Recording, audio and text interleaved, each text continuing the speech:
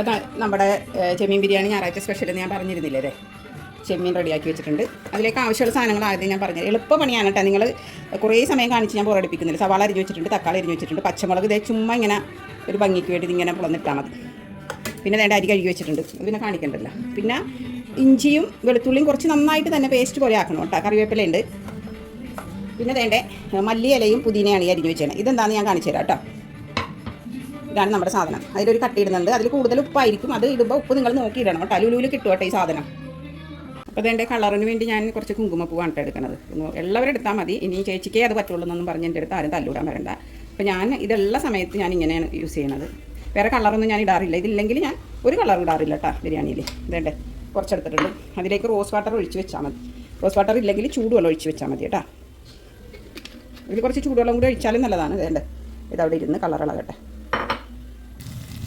അതുകൊണ്ട് നമ്മുടെ ചെമ്മീത്തിലെ വെള്ളമൊക്കെ പറ്റി എന്താ എണ്ണ വന്നത് ഇതാണ് പരുവ്. ഇത് കുറച്ച് ഗ്രേവിയോടെ ഇരിക്കട്ടെ. പിന്നെ നമുക്ക് സവാള വഴുന്നതും തക്കാളിക്കൂട്ടെല്ലാം കൂടി ഇതിലോട്ട് ഇടണം. അപ്പോൾ സവാള വഴുന്ന് വരുന്നേ ഉള്ളൂ അവിടെ.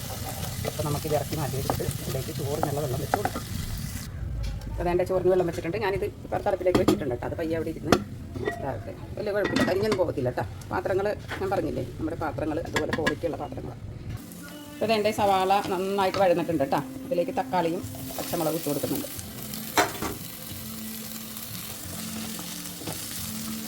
ഇതിലേക്ക് കുറച്ച് മഞ്ഞൾപ്പൊടി വേണം. കുറച്ച് മതി കേട്ടോ. നമ്മൾ ചെമ്മീത്തിൽ ഇട്ടിട്ടുണ്ട്.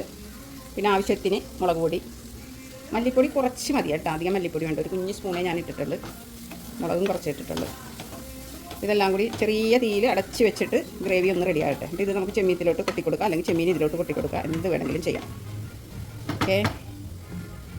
അപ്പോൾ നമുക്ക് ഈ സവാളയും തക്കാളി എല്ലാം കൂടി ഞാൻ ആ ചെമ്മീത്തിലോട്ട് ഇട്ട് കൊടുക്കണം കേട്ടോ. 2 കയ്യിലായില്ലേ. അത് അവിടെ ഇരുന്നൊന്നും കഴിഞ്ഞു. ഇതിൻ്റെ പരിപാടി കഴിഞ്ഞു. ചോറ് വെന്താൽ മാത്രം മതി. ഈസി അല്ലേ ചെമ്മീൻ ബിരിയാണി വെക്കാൻ.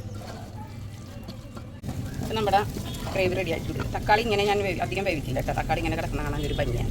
പിന്നെ ചെമ്മീൻ അറിയാമല്ലോ, ചെമ്മീൻ ഭയങ്കര മുട്ട ചെമ്മീനൊന്നുമല്ല. അങ്ങനത്തെ ചെമ്മീൻ എനിക്ക് ഇഷ്ടമല്ല. അത് വെച്ചൊരു ടേസ്റ്റ് ഉണ്ടാവില്ല, റബ്ബർ പോലെ ഇരിക്കും. ഇതാകുമ്പോൾ നല്ല ടേസ്റ്റാണ്. ഈ ഇടത്തരം ചെമ്മീനായിരിക്കണം കേട്ടോ. അപ്പോൾ ഗ്രേവിയുടെ പണി കഴിഞ്ഞ് ഇനി ചോറ് വെന്താൽ നമുക്ക് സെറ്റാക്കാം. ഇപ്പോൾ നമ്മുടെ ചോറ് സെറ്റായിട്ടുണ്ട് കേട്ടോ. ഇനി ഞാനിതൊന്ന് റെഡിയാക്കിയിട്ട് കാണിച്ചു തരാവേ. അപ്പോൾ നമ്മുടെ എല്ലാം സെറ്റാക്കിയിട്ടുണ്ട് കേട്ടോ. അപ്പോൾ അതിലോട്ട് ഇതിങ്ങനെ നല്ല കളറായി. ഇപ്പോൾ കണ്ട വേറെ ഒരു കളർ ഇത് ചേർത്തിട്ടില്ല കേട്ടോ. ഒറിജിനൽ സാധനമാണേ. അതിങ്ങനെ ഒന്ന് ഒഴിച്ചു കൊടുക്കാം. ജസ്റ്റ് ഇങ്ങനെ ഒന്ന് ആക്കിയാൽ മതി. പിന്നെ നമുക്കത് വിളമ്പുമ്പോൾ റെഡിയാക്കാം. കുറച്ച് മല്ലിയില അങ്ങ് വാരി വെതറി കൊടുക്കാം കേട്ടോ. മല്ലിയില എനിക്ക് ഭയങ്കര ഇഷ്ടമാണ് എൻ്റെ ടേസ്റ്റ്. പിന്നെ അടുത്ത ഹൈലൈറ്റ് എന്താണെന്ന് വെച്ചാൽ ഇതേണ്ടേ വാഴയിലയോടും എനിക്ക് പ്രണയമാണ്.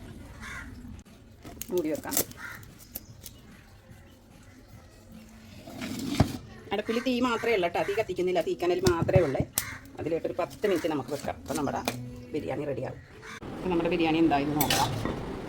ഞാൻ ഈ വാഴയില വെച്ച് എന്താണെന്ന് വെച്ചാൽ നിങ്ങൾക്കറിയാമല്ലോ, അതിൻ്റെ നല്ലൊരു ഫ്ലേവർ അതൊക്കെ കിട്ടും, ഗുണങ്ങളും കിട്ടും. അതുകൊണ്ടാണ്. അപ്പോൾ നമ്മുടെ ബിരിയാണി ചെമ്പ് ചെറുതായതുകൊണ്ട് ഞാനൊന്ന് മിക്സ് ചെയ്ത് കാണിച്ചു തരാവേ. അപ്പോൾ ഇതാണ് കേട്ടോ നമ്മുടെ ബിരിയാണിയുടെ ഫൈനൽ ലുക്ക്. അപ്പോൾ എല്ലാവരും കഴിക്കാൻ വായോ, എല്ലാവരും ഉണ്ടാക്കി നോക്കണം. ഇത് കാണുന്നതിനേക്കാളും ടേസ്റ്റാണ് കേട്ടോ ഇത് കഴിക്കുന്നത്. തൈര് ഉണ്ടാക്കിയിട്ടുണ്ട് കേട്ടോ. തൈര് ഞാൻ ഉണ്ടാക്കിയതൊന്നും കാണിച്ചില്ല നിങ്ങളാ. എല്ലാവർക്കും അറിയാവുന്നതല്ലേ. അതാണ് നമ്മുടെ തൈര് ബിരിയാണി.